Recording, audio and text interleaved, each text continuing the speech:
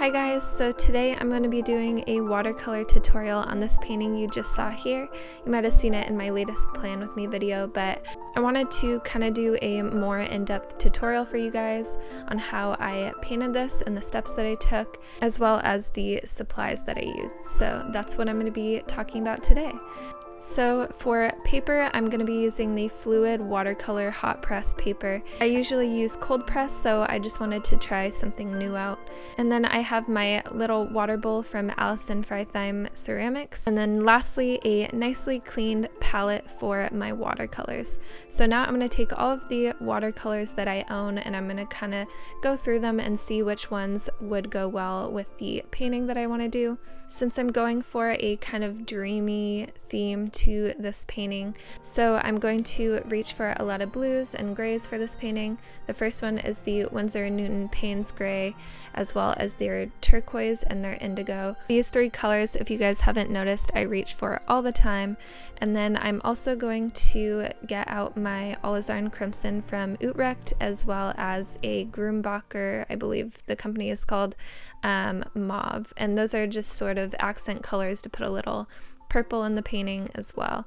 So those are the 5 colors that I'll be working with today, and then I'm going to take out my paint brushes. Today I'm going to be using my 4 favorite paint brushes. I'm going to list out the exact names of all 4 of them here, but I use 2 of them from Utrecht, 1 from Royal and Langnickel, and then 1 from Princeton Elite. So that is all for my supplies. I'll have all of them linked in the description below if you guys want to just navigate to each item easily. So yeah, I'll have that there.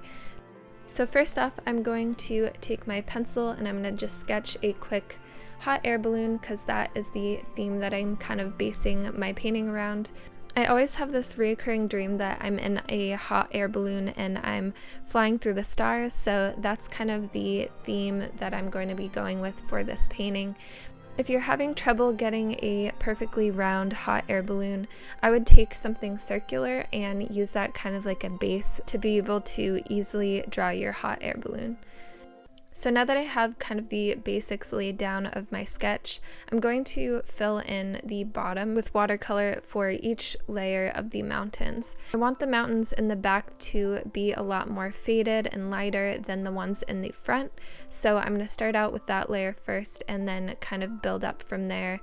While I'm waiting for that layer to dry, I'm going to sketch some details onto my hot air balloon, and you can do whatever details that you'd like. I am just kind of trying to go for a dreamy theme, so I wanted to do drawings of the phases of the moon on the front and then just do some diamonds, and yeah.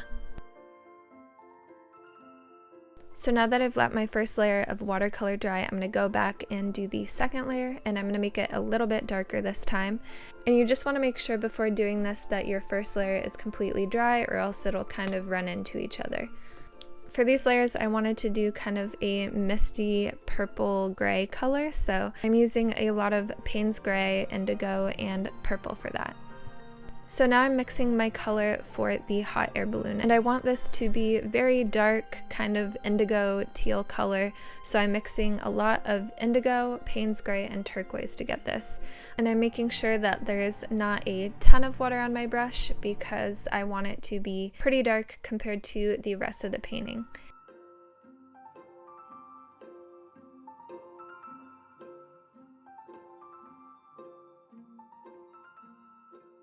I want to alternate between colors on my hot air balloon so it doesn't look like a big blob of one color, so I am going to skip that one right next to it and go to this one using the same kind of colors that I did before.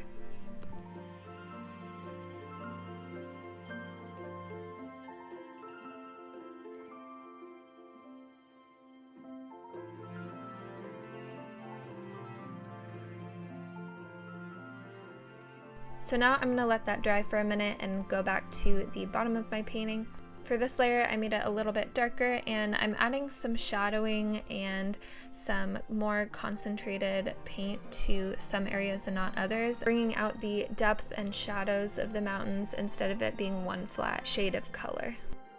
So now I'm going back into my hot air balloon into the spaces that I haven't filled out yet, and I'm going to go in with this more turquoise blue color instead of a darker, deeper gray blue color. For this, I used a lot of indigo and turquoise with a little bit of Payne's gray. I want to make sure that the colors that I'm using are different, but at the same time you don't want them to be drastically different because it won't look very cohesive that way. So I made sure to add a little Payne's gray in there so that they kind of share a similar color scheme.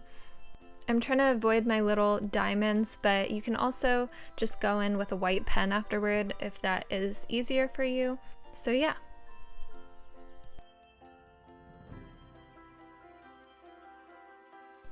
So for the middle portion, I'm going to take a kind of lighter washed purplish gray color, and I'm going to go in and basically fill that whole first layer with that color. I'm not really concerned about going around the crescent moons because I'm actually going to go in with a gold color that's much more pigmented, so it won't really matter. And then to bring out the kind of creases of the hot air balloon again, I'm going to go in with that same color and just do a second layer on the alternating sections.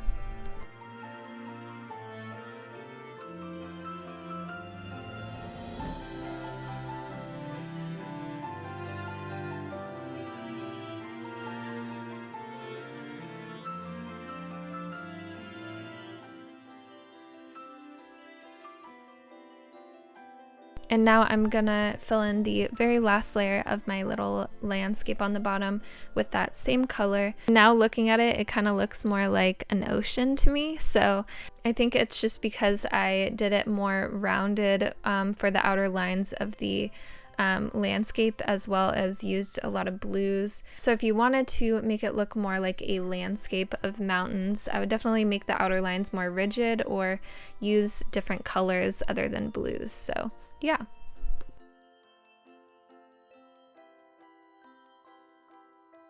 So now I'm just going to fill in my other two little hot air balloons, and I'm just going to do alternating little lines. I'm not making it very pronounced or detailed because they're very far away and they shouldn't really look like they're standing out too much. And I'm also adding a little bit of alizarin crimson into this part because I felt like the painting was looking very blue and it just needed a hint of another color. So I'm kind of working towards more of a purplish red color scheme for these hot air balloons. You also want to make sure that you go in with a lot of water for these because you don't want the colors to stand out too much since they're very far away. They shouldn't be extremely concentrated in pigment. So now I'm going to take one of my favorite white pens. It's the Uniball Signo white gel pen, and I'm going to make the lines more pronounced as well as add some details into my hot air balloon. So I'm just filling in those diamonds with a little bit more white just to make the lines straighter, and then I'm going to go in with some dots just to add some detail. And usually I would use my Posca white paint pen marker to do this in the extra fine point. This one is a little bit thicker than I would like, and the extra fine point Posca white paint pen marker is like super thin so you can get super detailed, but it totally dried up and I just ordered a new one actually, so this one worked just fine. And for this part, you can honestly just let your imagination run wild. You can do whatever you think looks best. So now I'm going to take a Faber-Castell pen in, I think, the size small, and I'm going to outline my hot air balloon. And this part is not needed. I just tend to have a preference with my paintings of having ink with my watercolor, so that's just my preferred choice of style, but if you want to leave this part out, that's totally okay.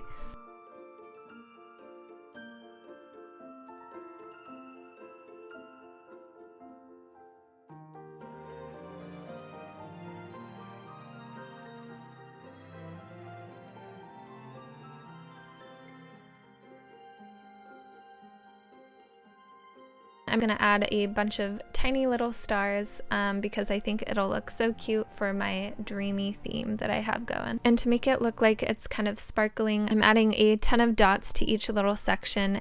making sure the dots are more concentrated toward the top and then kind of having them look like they are falling down.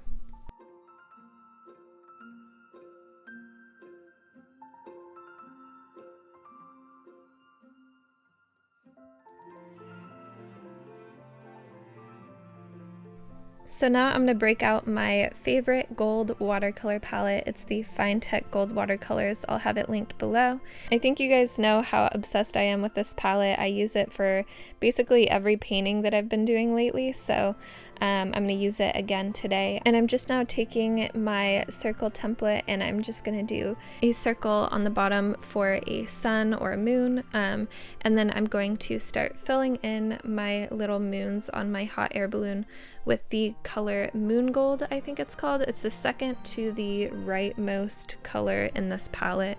It's definitely become one of my favorites to use because it's just this really nice light champagne color and it goes with pretty much any color that you put it with. And if you hadn't noticed, I definitely took inspiration for this part from my little water bowl that I showed you guys earlier with the crescent moons on it. So that's what kind of inspired the gold little moon phases on my hot air balloon. And now I'm going to fill in my sun or moon, whatever you want it to be, and I'm going to fill that in with that same gold champagne color. Alright, so I thought there was a lot of white space in my painting, so I wanted to kind of fill in that blank space with something, so I'm drawing a ton of little stars, kind of going across the painting with one of my fine black pens.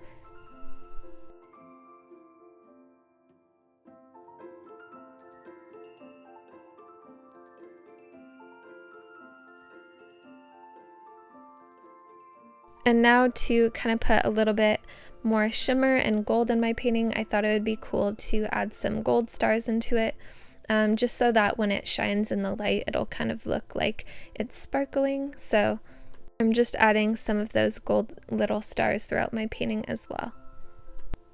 And now just to finish it off, I'm doing a couple lines for the creases because I wanted to have them stand out a little bit more. And once I've done that, that is the completion of my hot air balloon painting.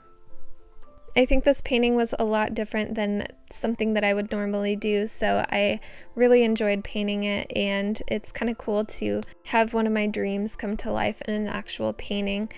Also, if you guys are interested in getting this as a print for your bullet journal or to hang on your wall, I have my Etsy shop linked in the description, so you guys can go there and check it out. Thank you guys so much for watching. I hope you enjoyed this more in-depth tutorial on this painting. If you guys end up trying it for yourself, definitely tag me in your photos because I love to see your guys' recreations. And I'll see you guys in the next video.